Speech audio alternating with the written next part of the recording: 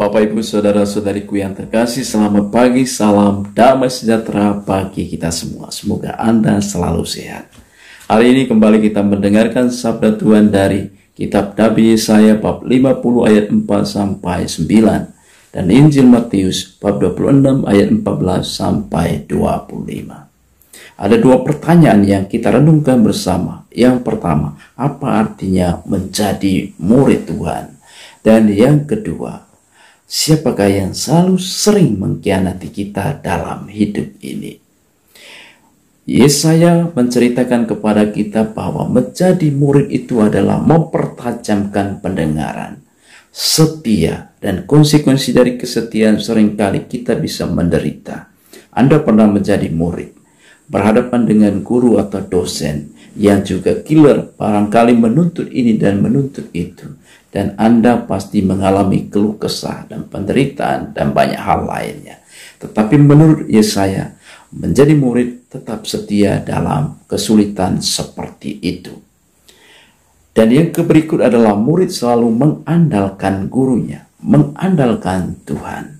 Itulah kriteria menjadi murid yang baik, mempertajam pendengaran, setia, dan juga mengandalkan Tuhan.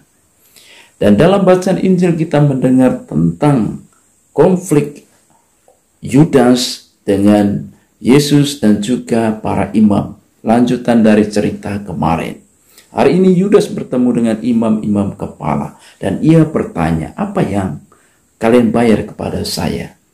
Dan para imam ini menjawab bahwa akan memberikan 30 keping perak supaya Yudas melakukan tugasnya. Dan setelah itu Yudas mencari kesempatan untuk mengkhianati Yesus. Lalu yang berikut sebelum pesta hari raya roti tak beragi itu, Yesus kemudian menyuruh muridnya untuk mempersiapkan mencari tempat untuk perjamuan malam terakhir. Dan pada malam harinya ia mengadakan perjamuan dengan para murid. Disitulah ia bertanya bahwa ada seorang di antara mereka yang akan mengkhianatinya.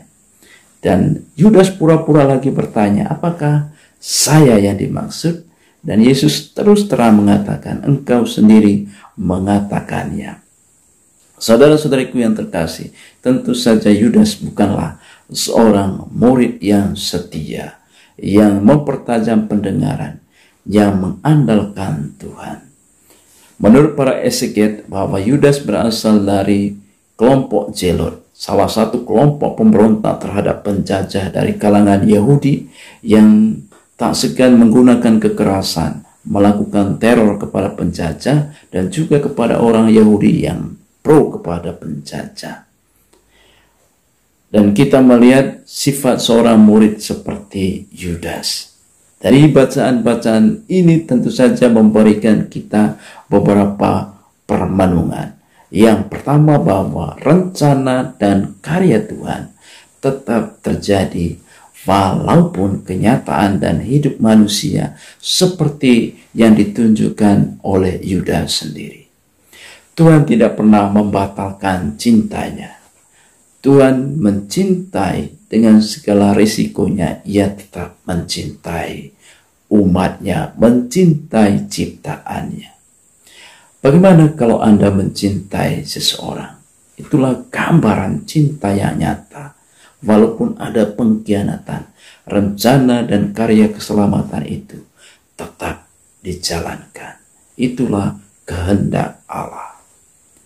Lalu yang kedua, barangkali dalam kehidupan kita menjumpai seringkali yang mengkhianati, yang menyakiti kita bukanlah orang yang tinggal jauh dari kita, tetapi justru orang yang makan dengan kita, minum dengan kita, hidup bersama dengan kita.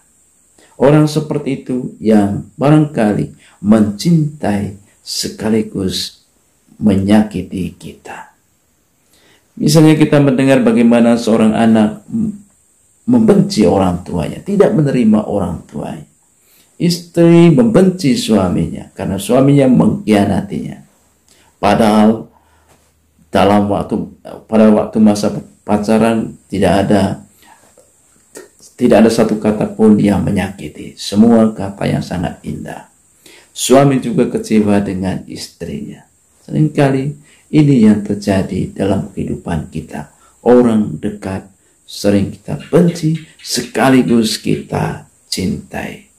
Bagaimana dengan Anda sendiri dalam kehidupan ini? Apakah Anda menjadi murid Tuhan yang setia?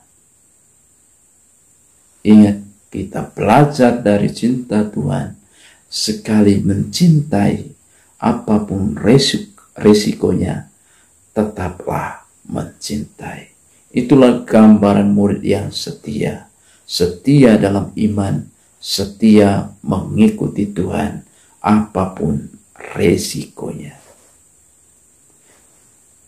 Tuhan memberkati kita semua.